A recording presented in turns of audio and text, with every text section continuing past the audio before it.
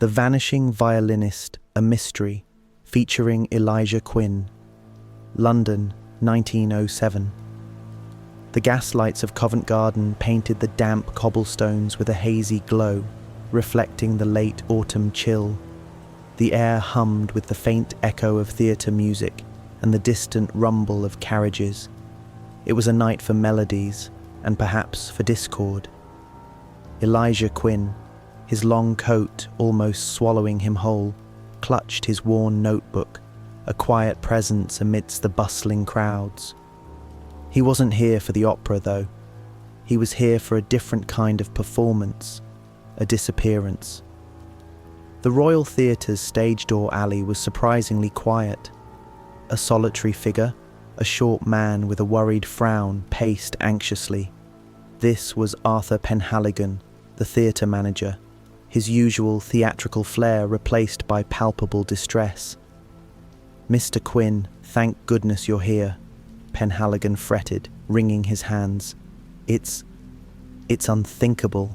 Maestro Alastair Finch, our lead violinist, has vanished." Elijah nodded, his eyes already scanning the grimy brickwork. "When was he last seen?" "After the dress rehearsal last night, around 10:30. He packed up his Stradivarius, a priceless instrument, mind you, and bid everyone good night. Said he was heading straight home, but he never arrived." "And he was punctual?" "Incredibly so. Alistair is a creature of habit. A note from his stand, a specific brand of tea before every performance, and home by midnight, like clockwork." Penhaligon sighed, running a hand over his thinning hair. "We found his dressing room exactly as he left it. Everything but his violin and the clothes he wore home." Elijah stepped towards the stage door, his gaze drifting to a discarded, half-smoked cigar butt near the entrance. "Any witnesses?" "Only the stagehand, young Thomas. He saw him leave. Said Alistair seemed preoccupied." Elijah made a note, clicking open his pocket watch. 10:17 a.m. He noted the time. Finch's flat, a modest but elegantly furnished space in Bloomsbury, smelled faintly of pipe tobacco and lemon polish. A police constable stood by the doorway, looking equally bewildered. "Nothing out of place, sir," the constable stated. "No forced entry. Looks like he simply walked out." Elijah ignored him, moving directly to a small writing desk. On it, a half-written letter lay beside a spilt inkwell. The writing was elegant, precise. "Dear Evelyn," it began, "I regret to inform you that our agreement—" Elijah picked up the letter, his fingers brushing the still damp ink. He noticed a single, pressed violet tucked beneath the corner of the blotting paper.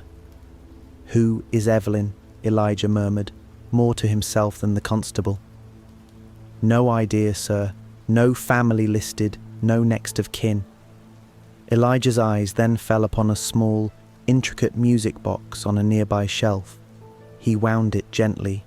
It played a melancholic, almost haunting tune. As the melody drifted, he noticed a faint scuff mark on the polished wood floor in front of the music box, as if something heavy had been dragged. He crouched, examining it closely. A thin, almost invisible scratch leading away from the shelf. Suddenly, a low, guttural murmur came from the hallway. It was too soft for the constable to hear. Elijah's head tilted. He strained to listen, then moved silently towards the sound. It was coming from the kitchen.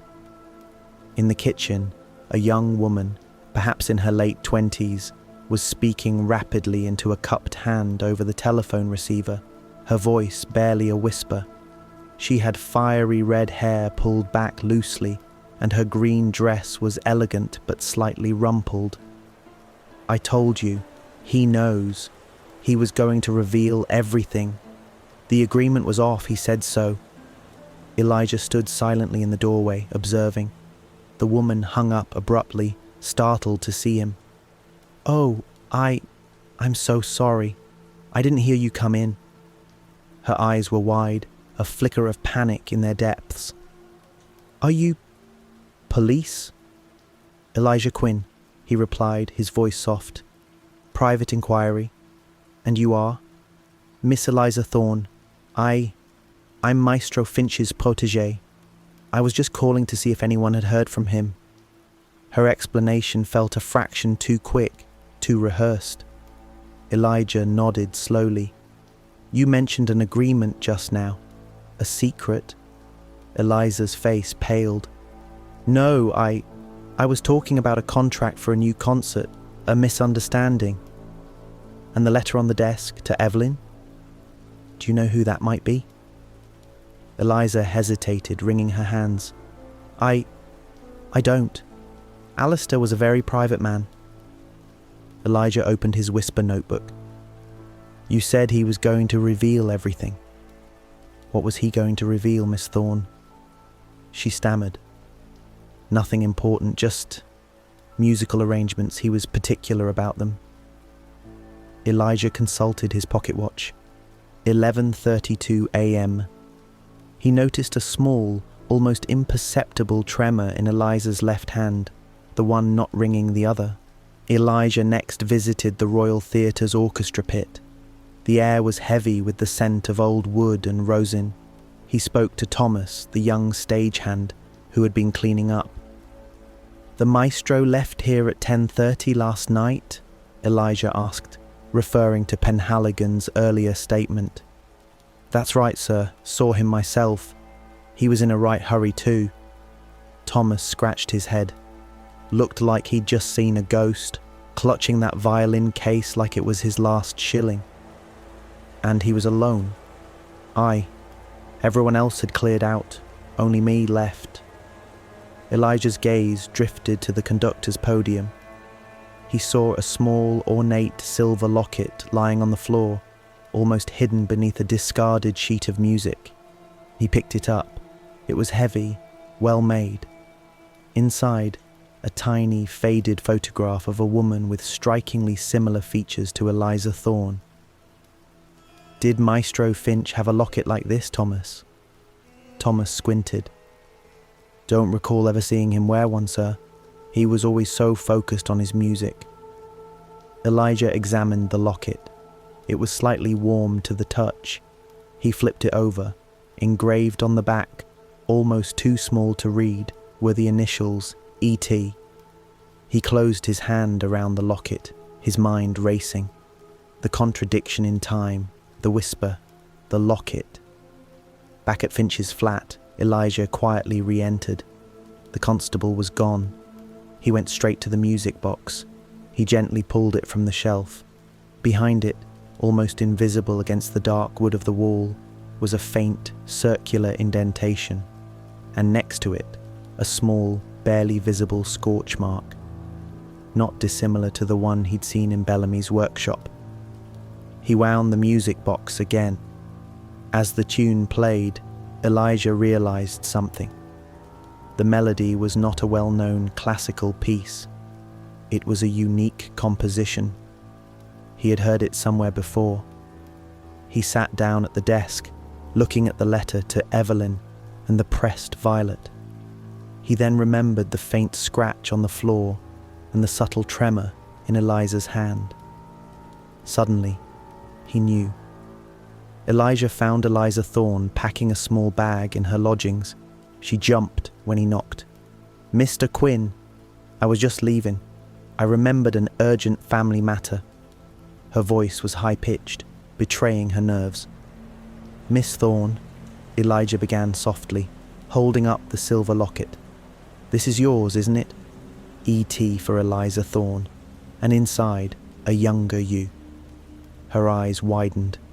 It's a gift from my grandmother. It was found in the orchestra pit where Maestro Finch was last seen, and the half-written letter to Evelyn. I believe Evelyn is not a person, but an anagram.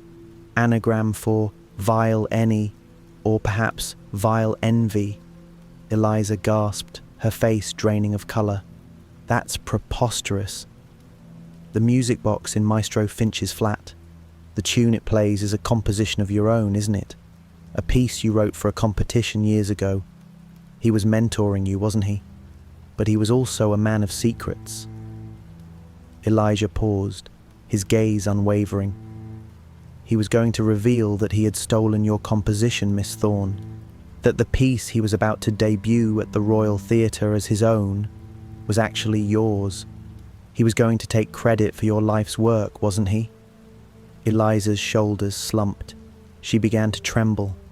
He promised me. He said he'd help me, that he'd secure my future, but he was going to take it all. My music, my name. You confronted him after rehearsal, Elijah continued, his voice calm. You argued. He refused to give up the violin, your music, which was in its case. So you struck him, perhaps with the music box, leaving that scorch mark on the floor, and he fell, hitting his head. The scratch on the floor from the violin case being dragged indicates you moved his body. No, he just fell. I didn't mean to. He hit his head on the edge of the stage. And the violin. I took it. It was mine. My music. My legacy. I took it home and then I panicked.